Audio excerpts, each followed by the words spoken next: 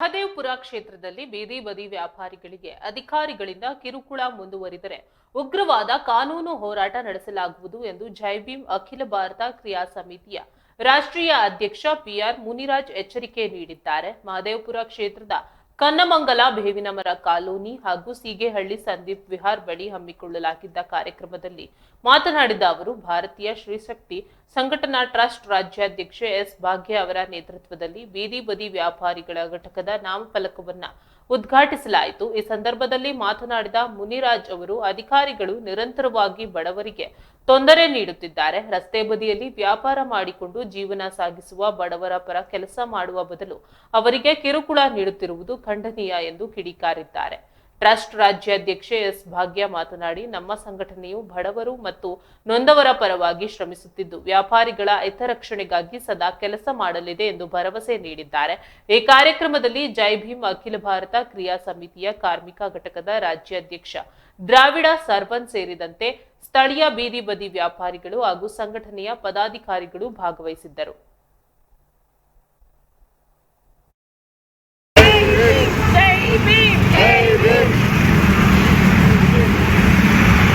ಇರಕ್ಕೆಲ್ಲಂಗೇರ್ರಿ ಅಣ್ಣ ಬಂದಿರ ಅದಕ್ಕೆ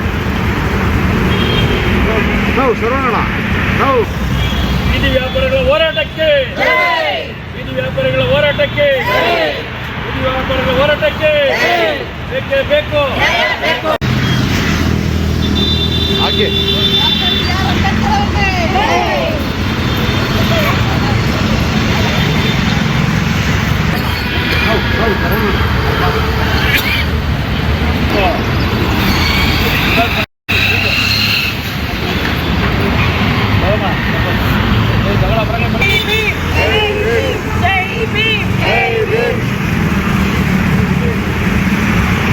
ಇರಕ್ಕೆಲ್ಲಂಗೇರ್ರಿ ಅಣ್ಣ ಬಂದಿರ ಅದಕ್ಕೆ ನಾವು ಶರಣಣ್ಣ ನಾವು ಬೀದಿ ವ್ಯಾಪಾರಿಗಳ ಹೋರಾಟಕ್ಕೆ ಬೀದಿ ವ್ಯಾಪಾರಿಗಳ ಹೋರಾಟಕ್ಕೆ ಬೀದಿ ವ್ಯಾಪಾರಿಗಳ ಹೋರಾಟಕ್ಕೆ ಬೇಕೇ ಬೇಕು.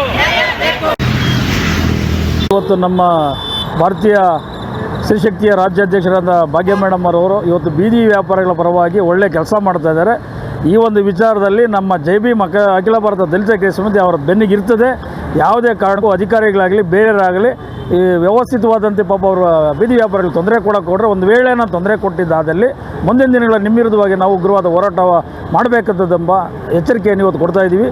ಜೈ ಭೀಮ್ ಅಖಿಲ ಭಾರತ ದಲಿತ ಕ್ರಿಯಾ ಸಮಿತಿ ಯಾವತ್ತೂ ನಿಮಗೆ ಚಿರಋಣಿಯಾಗಿ ಸಪೋರ್ಟ್ ಮಾಡ್ತೀವಿ ಅಂತ ನಾನು ಮಾತು ವಿರಾಮ ಹೇಳ್ತಾ ಇದ್ದೀನಿ. ಜೈ ಭೀಮ್, ಜೈ ಭಾರತ್. ನಮಸ್ಕಾರ. ಇವತ್ತು ಭಾರತೀಯ ಶ್ರೀಶಕ್ತಿ ಸಂಘಟನೆ ವತಿಯಿಂದ ಬೀದಿ ವ್ಯಾಪಾರಿಗಳ ಘಟಕ ಒಂದು ನಾಮಫಲಕವನ್ನು ಉದ್ಘಾಟನೆ ಮಾಡಿದ್ದೀರಿ. ಬೆಂಗಳೂರು ಪೂರ್ವ ತಾಲೂಕು ನಮ್ಮ ಕನ್ನಮಂಗಲ ಗ್ರಾಮ ಪಂಚಾಯತಿ ವ್ಯಾಪ್ತಿಯಲ್ಲಿ ಬರುವಂಥ ಬೇವಿನಮರ ಕಾಲೋನಿಯಲ್ಲಿ ಇರುವಂಥ ಒಂದು ಸ್ಥಳದಲ್ಲಿ ಸ್ನೇಹಿತರೆ, ಇಲ್ಲಿ ತುಂಬ ವಿಪರೀತವಾದಂಥ ಕಿರುಕುಳವನ್ನು ಅನ್ಯಾಯಕ್ಕೆ ಒಳಗಾಗ್ಬಿಟ್ಟಿದ್ದಾರೆ ಬೀದಿ ಬದಿ ವ್ಯಾಪಾರಿಗಳು. ನಿರಂತರವಾಗಿ ಅವ್ರ ಮೇಲೆ ಸತತವಾಗಿ ದಬ್ಬಾಳಿಕೆ ದೌರ್ಜನ್ಯಗಳನ್ನ ಏನು ಈ ಗ್ರಾಮ ಪಂಚಾಯತಿ ಅಧಿಕಾರಿಗಳು ಮಾಡಿದ್ದಾರೆ ಅವ್ರ ಮೇಲೆ. ಇದರಿಂದ ಪಾಪ ತುಂಬ ಸಫರ್ ಆಗಿದ್ದಾರೆ. ತದನಂತರ ಯಾಕೆ ಅಂತ ಏನು ಅಂತ ವಿಚಾರಿಸಿದಾಗ ತುಂಬ ಪಬ್ಗಳು ಮತ್ತು ಬಾರ್ಗಳು ಮತ್ತು ಅವ್ರಿಗೆ ಈ ಹೋಟ್ಲ್ಗಳು ಅವ್ರಿಗೋಸ್ಕರ ಇಲ್ಲಿನ ಮೂಲ ನಿವಾಸಿಗಳು, ಇಲ್ಲಿನ Jai Bhim doctor B R Ambedkar ಅವರ ಮಕ್ಕಳನ್ನ ಬಂದು ಇಲ್ಲಿ ಹಿಂಸೆ ಮಾಡುವಂಥ ಕೆಲಸಗಳನ್ನ ಅಧಿಕಾರಿಗಳು ಮಾಡಿದ್ದಾರೆ. ಸೊ ಇವತ್ತು ಬಂದು ನಾವು ಭಾರತೀಯ ಶ್ರೀಶಕ್ತಿ ಸಂಘಟನೆ ಮತ್ತು ಜೈ ಭೀಮ್ ಅಖಿಲ ಭಾರತ ಕ್ರಿಯಾ ಸಮಿತಿಯ ರಾಷ್ಟ್ರೀಯ ಅಧ್ಯಕ್ಷರಾದಂಥ ನಮ್ಮ ಬಿ ಆರ್ ಮುನ್ರಾಜಣ್ಣನವರು ಸಹ ಈ ಬಡವರ ಪರವಾಗಿ ನಿಲ್ಲಬೇಕು. ಅವ್ರಿಗೆ ಒಂದು 3 ಹೊತ್ತು ಊಟ ಮತ್ತು ಅವ್ರ ಮಕ್ಕಳಿಗೆ ಶಿಕ್ಷಣಕ್ಕೆ ಅವರು ಇದರಲ್ಲಿ ದುಡಿದು ಅವ್ರ ಮಕ್ಕಳಿಗೆ ಎಜುಕೇಷನ್ ಕೊಡ್ತಾ ಇದ್ದಾರೆ.